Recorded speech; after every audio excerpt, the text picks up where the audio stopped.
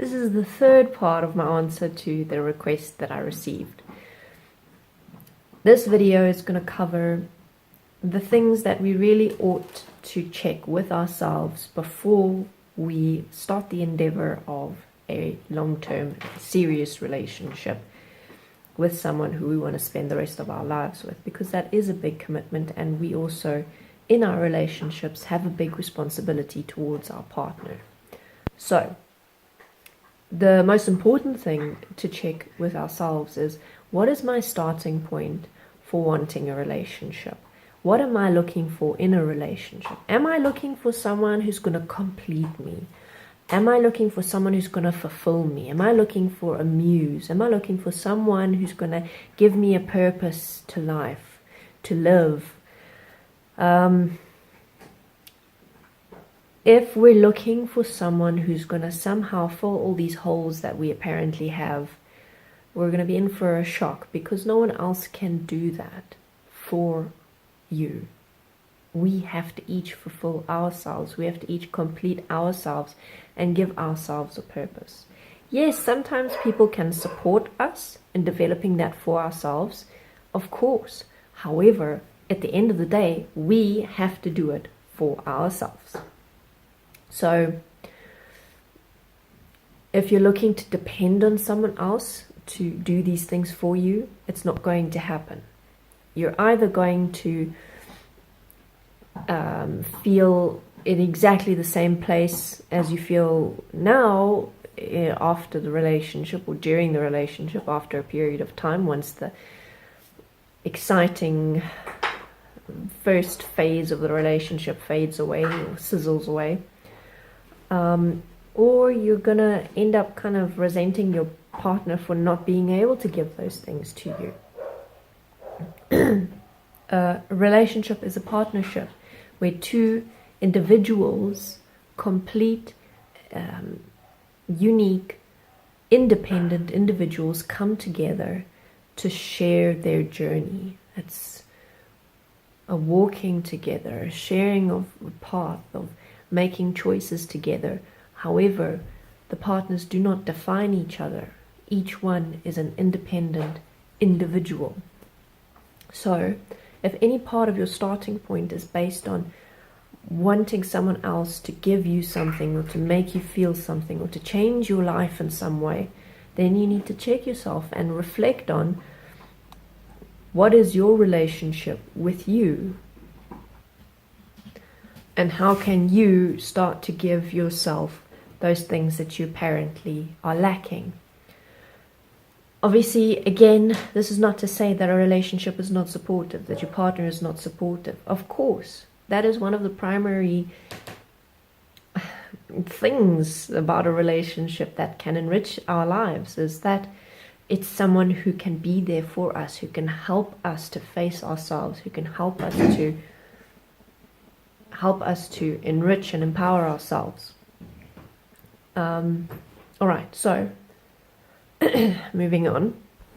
A very important part of developing long-term relationships is things like communication and conflict resolution.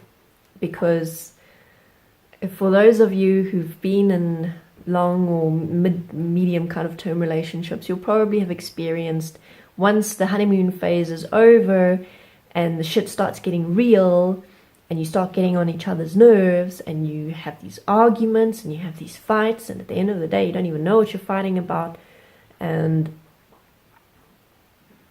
you get to this point where you just don't know how to fix it because you're so angry with each other. That is a hugely common experience in relationships, and part of why it's so common is because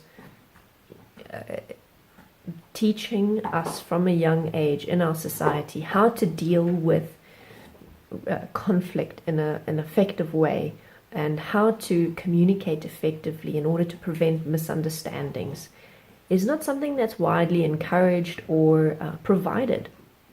So at the end of the day, we don't really know how to effectively communicate with each other. Some people are naturally gifted in that way, but for most of us, I say one thing, the other person hears another thing, and then we start butting heads because we think we're talking about the same thing, but we're actually not. So, learning how to communicate effectively is an important process. It doesn't mean that you need to be perfect at it before you go into a relationship, but it does mean that you will benefit from at least understanding how to develop an effective platform of communication. So knowing how you can talk to your partner in such a way where instead of reacting to each other and what you're saying, you can say, okay, hold on, what do you mean by this and this and that? And can you please be specific here? It means asking questions, really. It means being willing to keep asking questions until you can clearly say and demonstrate that you understand each other. And sometimes, actually most of the time, that's a process that takes years to develop. And in the beginning, it can be the most challenging. Because when two individuals come together from completely different lives, they've had different experiences, they've learned in different ways, they think differently, they process things differently, and most importantly, their vocabulary is not going to be exactly the same. We do not define and understand and live words in the same way universally. When I say one word like later, I might mean in an hour from now, but for another person the word later might mean tomorrow or at some other point in time. That is one of the greatest causes of misunderstandings in our personal, intimate relationships, but also in the global picture, in our interrelationships, in our societies, in our communities, and in our global communities as well. So, communication development is key. Within that comes conflict resolution, where we learn very well what it means to eat humble pie, what it means to take a step back and stop fighting to be right, to be willing to be wrong, to be willing to hear another person's point of view, to drop our own opinions and be open to what someone else has to say. And also, most importantly within this, be willing to forgive.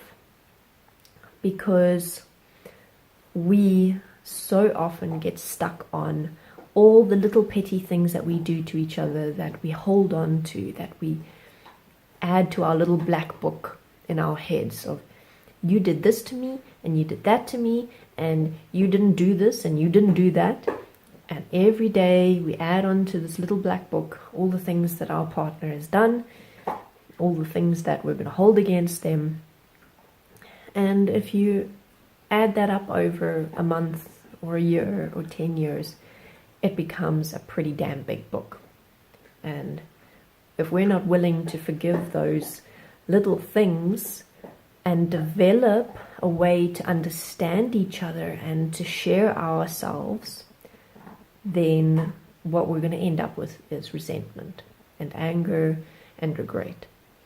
So how to avoid that is, again, communication. Be willing to say, hey, look, when you did this, I felt this way. Could you please share with me why you did it that way? Or can I help you to find a better way?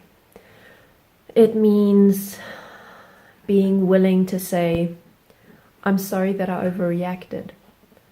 I was in a bad place because of these things that had happened that I hadn't dealt with effectively. Please, can you support me?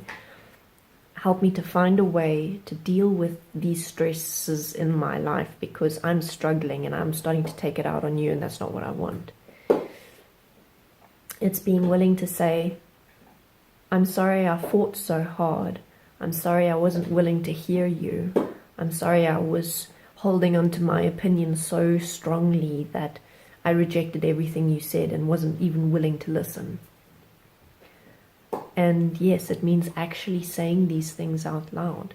It means sharing these realizations that we have, and that we often think, oh, well, okay, as long as I realize that I made a mistake, I don't have to say anything about it. I can just, try and not do it again. How often does that go the way that we hope? So being willing to share ourselves, and that can take a hell of a lot of courage. All right. This is by no means a comprehensive guide to preparing for a relationship. It is, however, a few very big common things that we face in our lives, in our relationships. And there are a lot of things that we could avoid, a lot of unpleasant things we could avoid by taking a little bit of time to reflect and prepare ourselves and develop ourselves in such a way that we actually are empowered to effectively direct the relationships in our lives. And this is not just intimate relationships, this is the relationships with everyone in our lives.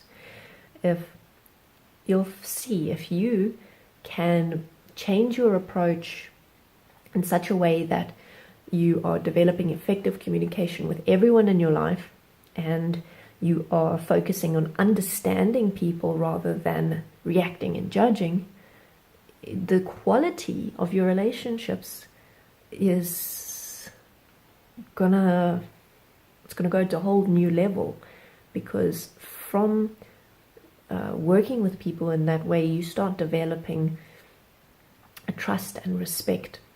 And that's one of the ways that we can, in our individual lives, start creating changes with the world around us by developing our relationships in a more effective way. Because at the end of the day, what is our humanity if it's not our connection and communication and interactions with each other that's shaping the world? All right, so I'm still going to be carrying on with this point in the next video.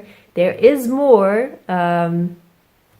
If you have any questions or comments or requests, send me a direct message or leave a comment on the video.